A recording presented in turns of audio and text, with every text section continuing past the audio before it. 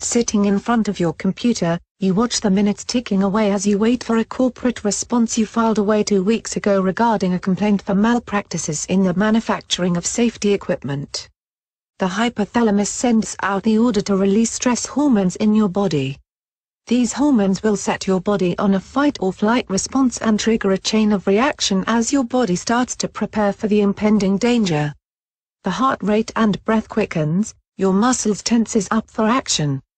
The body is preparing to protect against any danger that may rise out of the situation and help you to react quickly and in the best possible manner. But what happens when the stress hormones keeps firing up regularly? It can put the body at serious health risk. Typically after a stress response, the body relaxes and eases up the tension. But repeated cycles may throw the brain into an overdrive. It can have severe long-lasting negative effects on your health. Stress is a normal biological reaction to a potentially dangerous situation. When you encounter sudden stress, your brain floods your body with chemicals and hormones that heightens your awareness like adrenaline and cortisol. The hypothalamus at the base of the brain orders the pituitary and adrenal gland to release an abundance of hormones as a defense mechanism. During this time, there are at least 15 physiological changes triggered at once in the body. Research proves that stress has driven evolutionary changes in many species. The species adapted best to the stressors, the cause of stress, survived and evolved over time. The neocortex of the brain has helped the humankind to adapt regularly to changing conditions. So, when we say stress has so many benefits, what makes it so negative in the present times? Stress can be positive, keeping us alert, motivated, and ready to avoid danger. Stress becomes negative when a person faces continuous challenges without relief or relaxation between stresses. As a result, the person becomes overworked, and stress-related tension builds. The body's autonomic nervous system has a built-in stress response that causes physiological changes to allow the body to combat stressful situations. However, this response can become chronically activated during prolonged periods of stress. Prolonged activation of the stress response causes wear and tear on the body, both physical and emotional. The nervous system finds it difficult to distinguish between physical and emotional threats. This also contributes to the threat, and the more your emergency stress system is activated, the easier it becomes to trigger, making it harder to shut off. Chronic stress disrupts nearly every system in your body.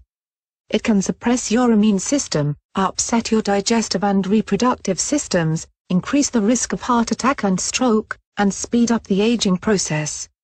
It can even rewire the brain, leaving you more vulnerable to anxiety, depression, and other mental health problems. While stress works in the background of our lives, we do not notice its effects as they continue to build upon. You can get used to your stress and may even feel normal. You don't notice how much it's affecting you, even as it takes a heavy toll. Symptoms of stress make it easier for us to understand the bigger picture better and take note of the root cause. Cognitive symptoms can be memory problems, poor judgment, and constant worry, inability to concentrate, while emotional symptoms include anxiety, burnout, loneliness and feeling isolated, depression or other mental health issues. There can be behavioral symptoms of stress as well, like drastic change in appetite, too less or too much sleep, procrastination, drug abuse, among other things. The cause of stress can be either internal or external. For example, when you overthink about any event that leads to undue worries or some major changes happening in your life due to a promotion. Finally, what causes stress depends, at least in part, on your perception of it. Something that's stressful to you may not faze someone else. They may even enjoy it. While some of us are terrified of getting up in front of people to perform or speak, for example, others live for the spotlight. Where one person thrives under pressure and performs best in the face of a tight deadline, another will shut down when work demands escalate. And while you may enjoy helping to care for your elderly parents, your siblings may find the demands of caretaking overwhelming and stressful. External causes of stress include major life changes, relationships, financial problems, workplace issues, family issues. Internal causes of stress include pessimism, negative self-image, unrealistic expectations, rigid mindset, and inability to accept uncertainty, among other things. Change. Imagine a ball being hit by a bat and the quantum of force it requires to move it in the first place. Then imagine somebody at the opposite end of the field catching it mid-air. These two scenarios, when looked at through physics, show contrast, but the underlying philosophy is same. Change. If you look at human behavior, it is not much different than the philosophy of the moving ball. But why is change so difficult and inconvenient? Theories on the psychology of change may give you an answer. There can be various personality dispositions that can make a person rigid. However, that is just a broad generality and does not predict well how we behave in specific situations. Intention plus ability equals change. Intention and ability determine behavioral change. The ability has to come first in order to introduce change. Any action will be done successfully only when you have the required skill set for the task at hand. Without the required skill set, you won't be able to perform the action, regardless of your sincerity.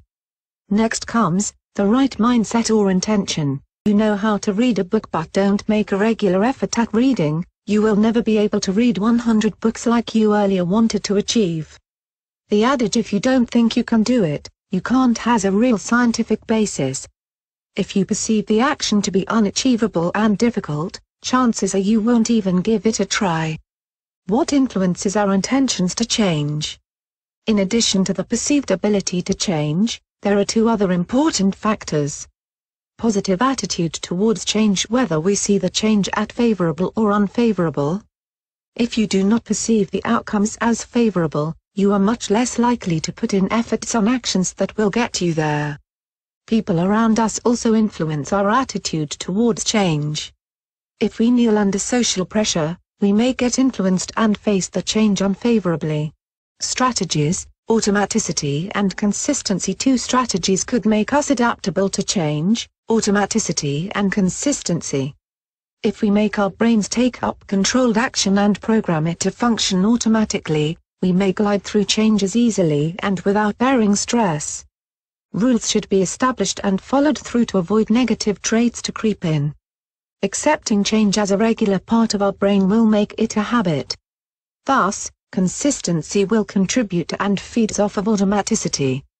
Accepting changes will also rewire a brain to handle stress better and enhance survivability. When you have clients who are feeling very stressed, they need to understand why they feel this way. They need to be able to identify the various triggers and what they can do to resolve issues. These are the practicalities of stressors, but often the problem of mindset. Chronically stressed people are often overwhelmed. As stress creates a great deal of mental, emotional and physical fatigue, it's often too much effort to battle against these stressors. So, they continue, adding more and more stress until it compounds and ends in physical and mental burnout. Simply by talking to someone, to a counselor or psychotherapist, clients tend to develop more positive ways of dealing with stressors and start to embark upon a more positive outlook. Coping strategies to adjust or reduce stress. People often utilize various combinations of behavior, thoughts, emotions and actions. Depending upon the situation, the person may choose the options best suited or easily doable. It is often seen that people with stress at work cope with anger, anxiety, or depression. Defense mechanisms occur at unconscious level and people are unaware that they are using them. Whereas coping mechanisms are used to manage an external situation that is creating problems for an individual. It can alter the person's internal psychological state. Coping styles can be problem-focused or emotion-focused. Problem-focused coping strategies are typically associated with methods of dealing with a problem in order to reduce stress, while emotion-focused mechanisms can help people handle any feelings of distress that result from the problem. Coping mechanisms and mental health. The use of effective coping skills can often help improve mental and emotional well-being. People who are able to adjust to stressful or traumatic situations, and the lasting impact these incidents may have, through productive coping mechanisms may be less likely to experience anxiety, depression, and other mental health concerns as a result of painful or challenging events. People who find themselves defaulting to maladaptive coping mechanisms and/or experience difficulty utilizing effective coping strategies may eventually see a negative impact on mental and emotional well-being. Those who have a difficult time knowing how to cope with anxiety, stress, or anger may fall into the habit of relying on a maladaptive coping mechanism. Consuming alcohol can often help people feel less stressed in the immediate moment, for example, but if a person comes to rely on alcohol, or any other substance, in the face of challenging situations, they may eventually become dependent on the substance over time. Therapists can provide support and information about coping skills, and therapy sessions can be a safe, non-judgmental environment for people to explore the coping methods they rely on.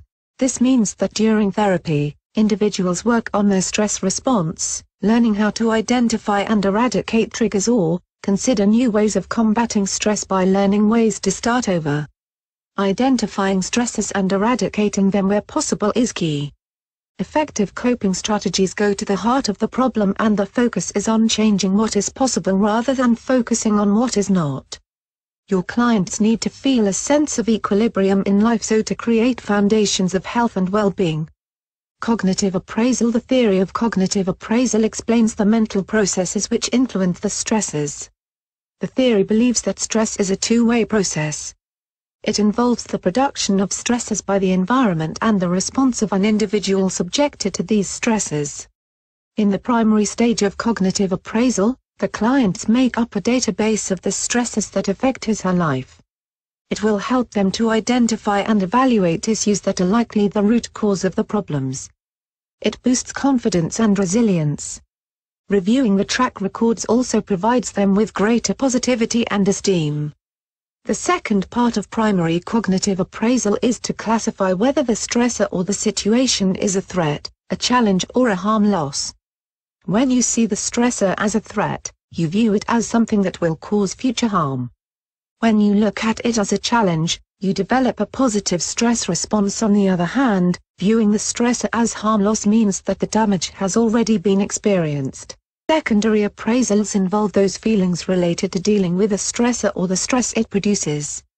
Uttering statements like, "I can do it if I do my best, I will try whether my chances of success are high or not, and if this way fails, I can always try another method," indicates positive secondary appraisal. Although primary and secondary appraisals are often the result of an encounter with a stressor, stress doesn't always happen with cognitive appraisal. One example is when a person gets involved in a sudden disaster, such as an earthquake, and he doesn't have more time to think about it, yet he still feels stressful about the situation.